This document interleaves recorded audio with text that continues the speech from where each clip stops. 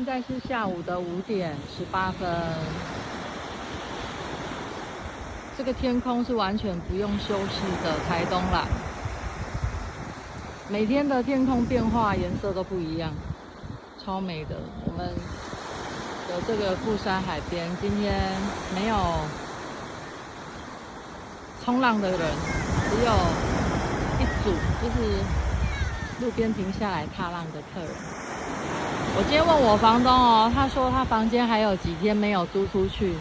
如果说你们有兴趣的话，我晚一点跟房东要他的空档时间，然后我会上传到我们社团去给大家。那如果你们有兴趣的话，可以跟房东订看看。